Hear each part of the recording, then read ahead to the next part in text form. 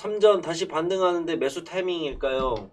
자 일단은 삼성전자를 한번 보도록 하겠습니다. 자 어제 삼성전자는 이재용 회장이 구속이 완료가 됐죠. 구속이 삼성전자에 영향을 많이 미칠까요? 아니면 미치지 않을까요?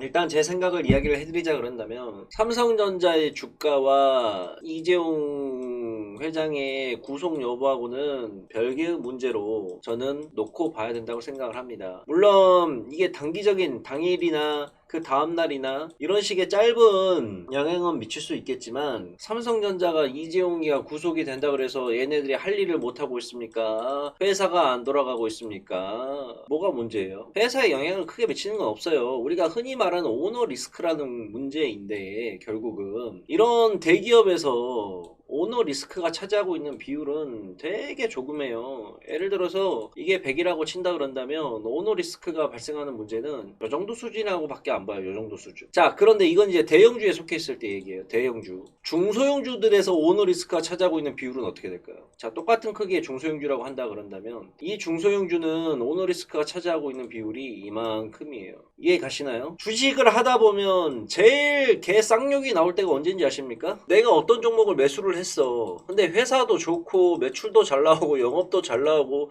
실적도 잘 나와. 차트도 괜찮아. 이러한 모든 것들을 종합해서 주식을 샀는데 느닷없이 자고 일어났더니 대표 횡령 배임 발생 또는 장 끝나고 나서 대표의 횡령 배임 발생 다음날 점화한가 시작 아니면 거래정지 시작. 와 이거 안 당해본 사람들은 몰라요. 정말 얼마나 어이가 없고 화딱지가 나나. 내가 회사 내부 관계자도 아니고 손 쓸 틈이 없어요. 그런 경우가 많지는 않겠지만 주식을 하다 보면 재수없게 한 번씩 걸린다니까요. 그래서 이제 이 삼성전자 이재용이 이제 방금 이야기했던 것처럼 이재용 회장이 구속 여부는 삼성전자의 주가하고는 큰 문제가 되지가 않아요. 그래서 일반적으로 뭐 회장이 구속됐다고 하니까 이제 뭐 삼성전자가 떨어질 거 아니냐 이런 생각을 하시는 분들이 있는데 혹여 삼성전자가 여기에서 떨어진다 하더라도 이재용 구속 때문에 떨어지는 게 아니라 많이 올라왔으니까 찰실한 매물이 나오는 거는 당연하잖아요. 그것 때문에 떨어지는 거라 생각을 하세요. 그래서 그거는 별개의 문제라고 보시면 됩니다. 자, 코스피가 오늘 양봉이 나오고 있단 말이에요. 지금 또 1.35%가. 제가 어제 그랬습니다. 지수가 코스피가 3000선까지 오게 된다 그런다면 3000선을 기점으로 해가지고 반등이 나올 수 있는 여지가 굉장히 크다라 그랬어요. 오늘 아침에 장을 시작하고 나서 지금 3000선을 깨지 않고 3000선에서 지금 반등이 좀 나오고 있는 모습이에요. 지금 매매에 대해서 제가 정리를 좀 한번 해드릴게요. 이게 오늘 어찌 보면 핵심 포인트의 내용입니다.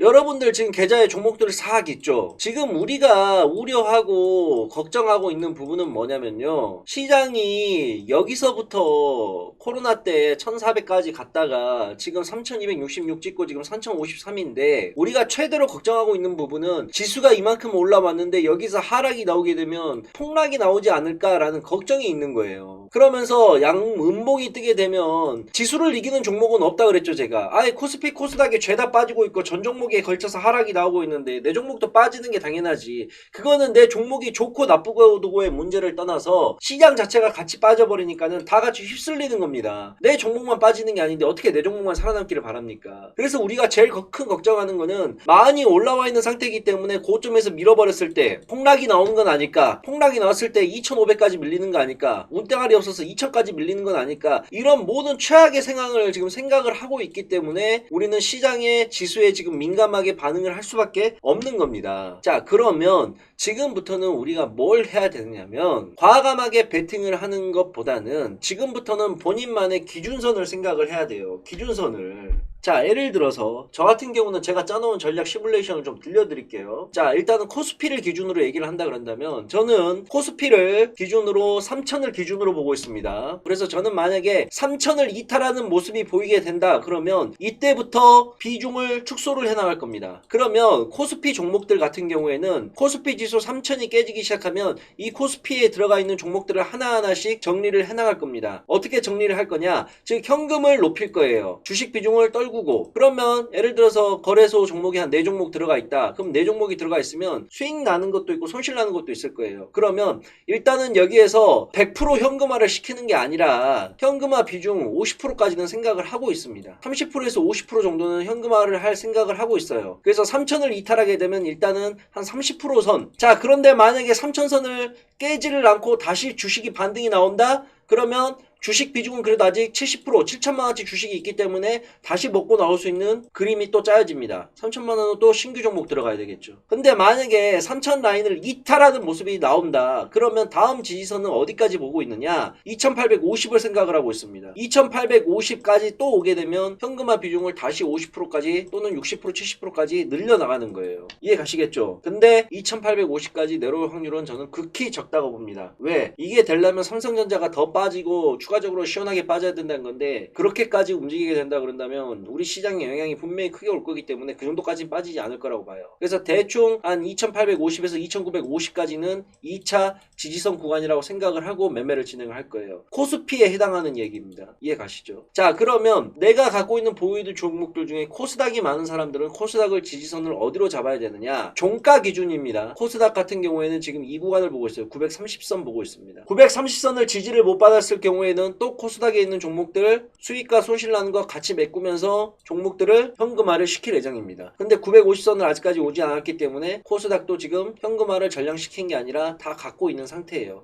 왜? 이 정도 낙폭까지는 지켜봐도 됩니다. 이 정도까지 빠지게 된다 그런다면 고점 대비해서 약 7% 빠지는 구간이거든요. 자, 코스피가 어디까지 조정을 받고 빠졌냐면 고점 6.34에서 어제 기준으로 이 보이죠? 고점 기준으로 7%까지 빠졌었어요. 그리고 나서 오늘 반등이 나온 거거든요. 그러면 코스닥도 7% 정도까지 보면 된다고 저는 생각을 해요. 오늘 양봉이 나오면 더 좋겠지만 오늘 코스닥이 음봉이 나와서 빠지게 된다 하더라도 7% 구간, 고점 대비 7% 구간인 이 구간까지는 930선까지는 우리가 참고 기다릴만 하다. 930원을 이탈하게 되게 된다면 그때부터 현금화가 조금씩 들어갈 매매 전략을 개인적으로 짜고 있다는 겁니다. 5G 대장주가 KMW인데 이 KMW가 이거 가지고 단타 치시는 분 있습니까? 이런 종목으로 단타 치는 게 아니죠. 대장주인데. 자, 5G가 안 올라왔습니까? 아니에요. 5G 많이 올라왔어요. 코로나 때 이만큼 빠지고 나서 저점 38,000원 기준으로 89,000원까지 올라왔습니다. 몇 배가 올라온 거예요? 몇 배가? 100%가 넘게 올라왔어요. 작년 한 해 동안 저점 기준으로. 올라올 만큼 올라온 종목이에요. 근데 올라오고 나서 당연히 떨어지는 건 맞죠. 그리고 나서 더 웃긴 거는 여기에서 다시 한번 여기까지 또 반등이 다시 한번 나와요. 그러면 지금 구간은 떨어진다고 아웅다웅 할 구간이 아니에요. 5G는. 5G는 이제부터 변동성을 축소해 나가는 구간입니다. 변동성을 축소해 나가는 구간이에요. 고점은 고점대로 계속해서 낮아지고 저점은 저점대로 계속 높이고 이런 패턴이에요. 이런 패턴. 이 안에서 주가가 노는 패턴이라고요. 그러고 있다가 이 패턴을 벗어나게 되면 변동성을 줄이고 다시 수급 모아서 이렇게 가는 그림. 이게 나온다는 거예요. 이게. 지금 KMW 5G 대장주 움직이는 모습은 이 구간에 있는 구간입니다. 이 구간. 아직 이 구간은 들어오지도 않았어요. 그러니까 변동성이 클 수밖에 없지. 변동성이 클 수밖에 없어요. 고점 대비해서 여기까지 밀어버리고 여기서부터 또 여기까지 올라와 버리고 그러면 여기서부터 여기까지는 또 빠져요. 수급 자체가 그렇게 모아져 있는 단계이기 때문에 모든 5G들이 마찬가지예요. 이해 가시죠? 저번에 보라고 한 거 기억나세요? 시멘트 쪽 보세요. 제가 말했습니다. 분명히 연초에 시멘트 관련된 종목들이 제가 작년 12월 달부터 계속 얘기해 드렸죠. 12월 달부터 우리가 연초에 좀 관심 있게 봐야 될 것들이 뭐다? 시멘트 쪽을 좀 봐야 된다. 시멘트라고 해봤자 몇 개 안 되니까 시멘트 업종들 공부를 좀 해보고 왜 시멘트 쪽을 보라고 했느냐? 기본적으로 시멘트는 SOC 사업에 가장 먼저 투입되는 거예요. 그런데 1월달, 2월달에는 기본적으로 SOC 사업들이 많이 들어가게 되면서 시멘트의 발주량이 늘어나게 되고 시멘트 쪽들이 움직일 수 있는 기틀이 마련해진다고. 여건은 그런데 만약에 여건은 이런 식으로 만들어지는데 차트가 같이 또 어울리는 차트다. 그러면 10중 8구 갈 가능성이 굉장히 크다고 제가 얘기를 해드렸었습니다.